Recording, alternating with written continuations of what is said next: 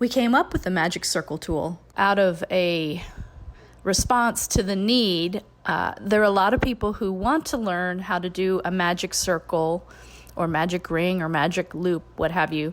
And it's just one of those very first rounds that a learner has to learn, and it's frustrating.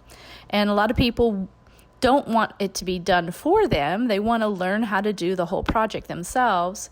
So this is kind of like training wheels for the magic circle, and it holds the yarn so that you can focus on where your stitches are going and where the hook is going, and then over time you get the whole concept. You don't really need the magic circle tool anymore, although a lot of people love to use it anyway because it just makes it so simple, and it's kind of a very practical, satisfying little tool.